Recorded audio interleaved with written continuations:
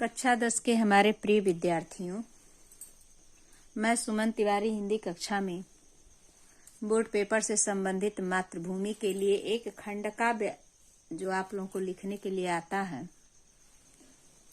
आज हम लोग उसे देखेंगे।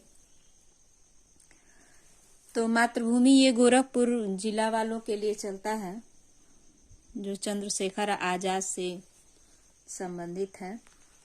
खंड काव्य 3 नंबर के ये प्रश्न लिखने को आते हैं बोर्ड परीक्षा में। तो सबसे पहले आप लोग ये अपना कंफर्म कर लीजिएगा कि आप किस जिले से हैं और कौन सा काव्य आप लोगों को खंड काव्य पढ़ना है।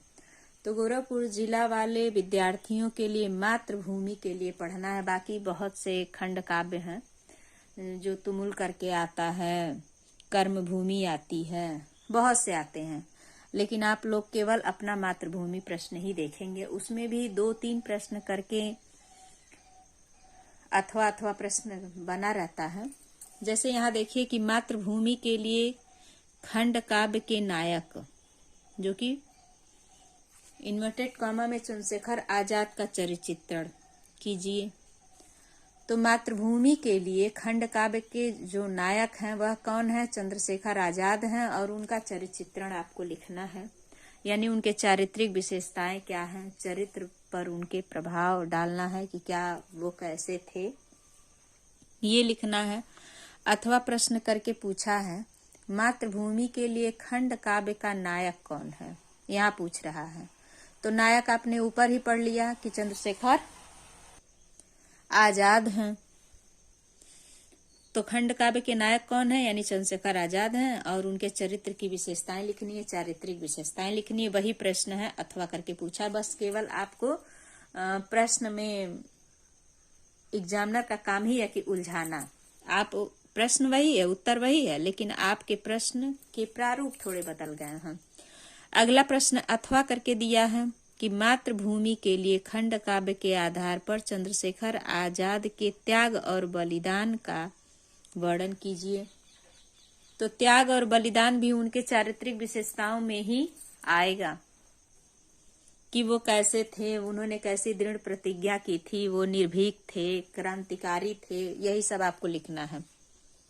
अगला प्रश्न फिर अथवा करके है कि मातृभूमि के लिए खंड काव्य के प्रमुख पात्र का चित्रण कीजिए। तो फिर प्रमुख पात्र आपके कौन है? चंद्रशेखर आजाद हैं। चंद्रशेखर आजाद के इर्द गिर्द ही पूरी कहानी है। तो आप लोगों के लिए केवल देखिए चंद्रशेखर आजाद का चरित्रण पूछा है, स्पष्ट यहाँ है। उसके बाद नायक कौन है? तो चंद्रशेखर आजाद हैं, और उन्हीं के चरित्र की विशेषताएं लिखनी है और चंद्रशेखर आजाद का चरित्रण लिखना है। तो एक ही प्रश्न है, खंड काव्य के आधार पर अथवा करके दिया है कि त्याग और बलिदान का वर्णन किया गया। तो चंद्रशेखर आजाद का त्याग और बलिदान क्या है, ये आप लोग लिखेंगे। अथवा खंड काव्य के प्रमुख पात्र का चरित्रण कीजिए। तो ये सारे प्रश्नों के उत्तर हम आपको बता रहे हैं कि यहाँ लिखा हुआ है। देखिए आपको कैसे लिखना है। एक बार आप इसे अच्छे से पढ़ लेंगे, फिर उसके बाद अपनी तैयारी के लिए आप स्वतः बैठ करके एक नोट्स बनाएंगे, 1 पेज का, 1.5 पेज का, और लिखेंगे। और लिख करके यह देख लेंगे कि आपकी तैयारी कहाँ तक हुई है।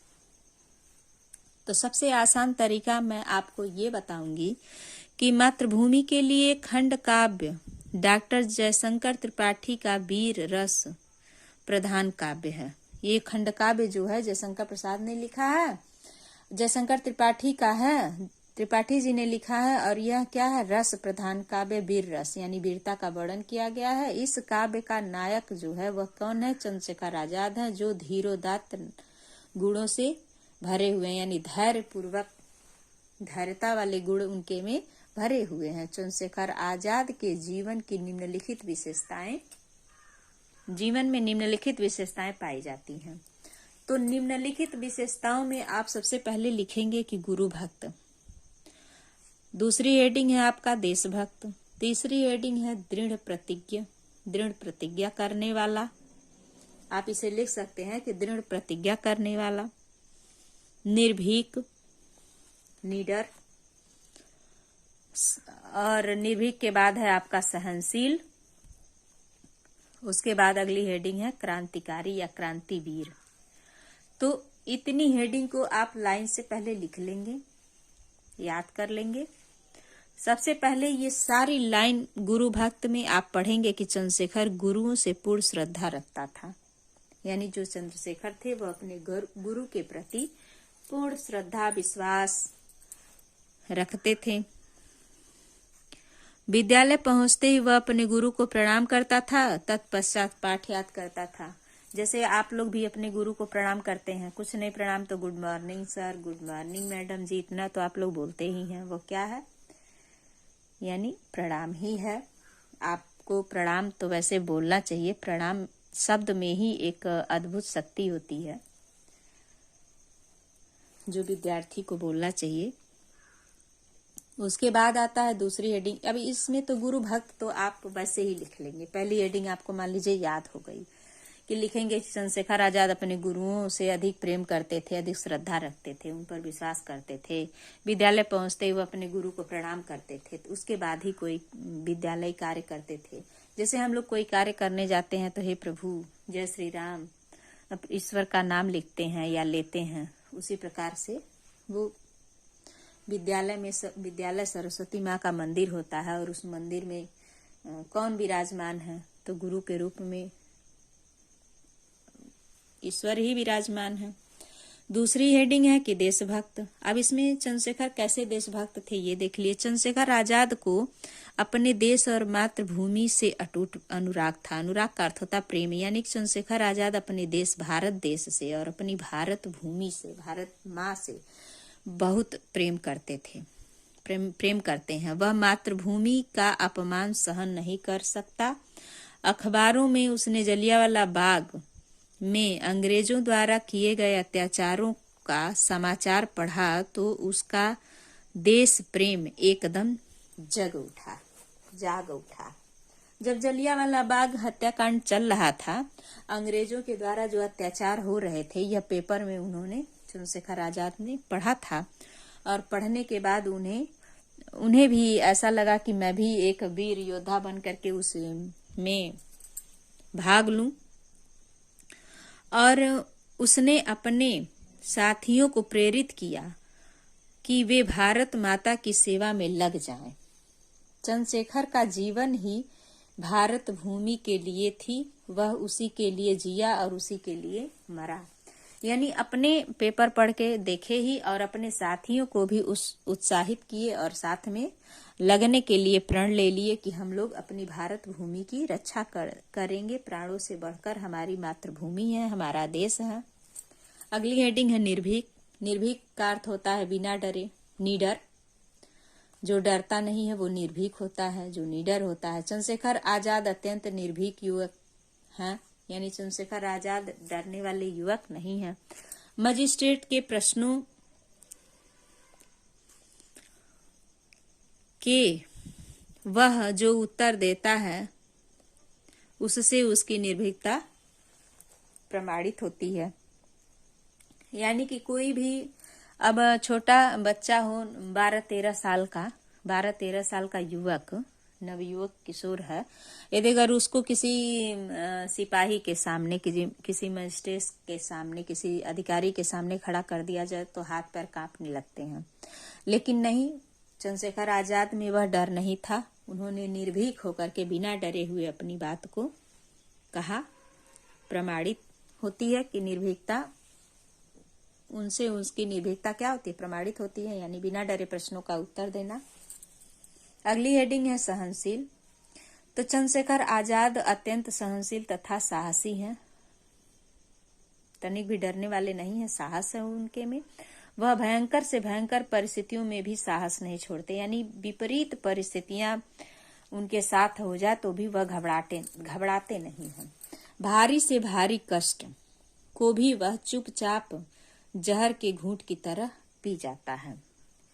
यानी कितना हो कष्ट हो, वह सोच लेते हैं कि यह एक कड़वी दवा है, वही समझ करके वो पी जाते हैं। मजिस्ट्रेट के सामने उसे जोर से 16 बेंत लगाई जाती है। शरीर लहू लुहान यानी खून से लथपथ हो जाता है, किंतु वह एक बार भी सी नहीं करता और भारत माता की जय बोलता ही रहता है।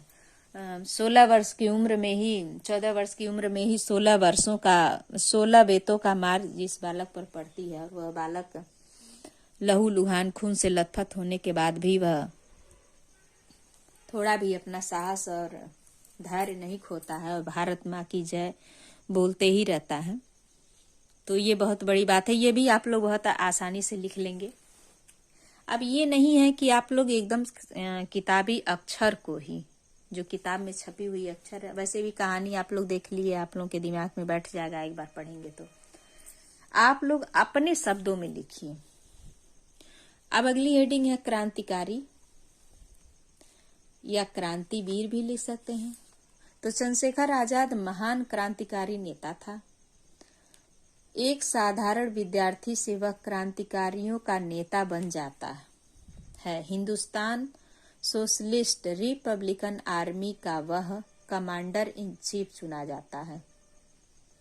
कौन? चंद्रशेखर आजाद। काकोरी कांड, सैंडर्स की हत्या, असेंबली बम विस्फोट और क्रांतिकारी घटनाएं इसी के नेतृत्व में यानी इन्हीं के साथ हैं। यही जब रिपब्लिक आर्मी का वह कमांडर इन चीफ जब चुने जाते हैं तो इन्हीं के समय में, इन्हीं के नेतृत्व में ही यह घटना घटती है।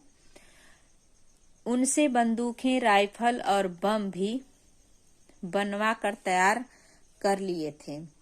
अपने प्रमुख सिपाहियों के मर जाने पर भी वह निराश नहीं हुआ, बल्कि पुनः मतलब दोबारा दूसरे दल का गठन करने की तैयारी करता रहा और इस तैयारी में ही उनकी मृत्यु हो जाती है। तो एक बार इसे आप लोगों ने पढ़ लिया।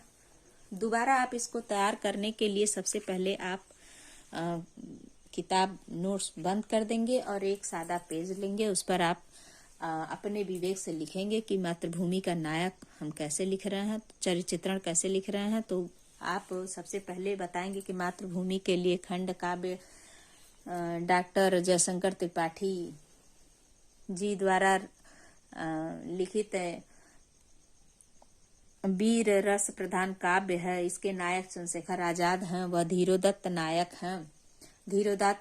हैं। चंद्रशेखर आजाद के जीवन की निम्नलिखित विशेषताएं हैं, ऐसा आप लिखेंगे। उसके बाद विशेषताओं में एक हेडिंग डालेंगे गुरु भक्त, दूसरा हेडिंग डालेंगे देशभक्त, तीसरी हेडिंग दृढ़ प्रतिज्ञा करने वाला, अगली हेडिंग लिखेंगे निर्भीक, अगली हेडिंग सहनशील, अगली हेडिंग क्रांतिकारी।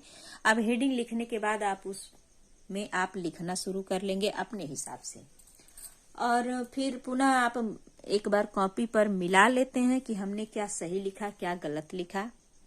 इस तरह से आपकी तैयारी बहुत ही आसान तरीके से हो जाएगी। आप लोगों को कोई समस्या नहीं, बस एक बार इसे मन में बिठा करके पढ़ लेना है और उन शब्दों को, जो हेडिंग वाले शब्द हैं, उन्हें आप अपने दिमाग में बिठा लीजिए और उन शब्द को आप वैसे ही लिख लीजिए।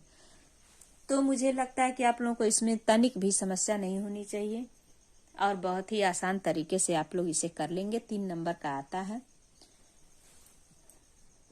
और किस तरह के प्रश्न बनते हैं अगली वीडियो में हम आप लोगों को बता देते हैं। और आप लोगों को बहुत बहुत धन्यवाद जो आप लोग कमेंट करते हैं, लाइक करते हैं, अच्छे अच्छे कमेंट में लिखते हैं। धन्यवाद।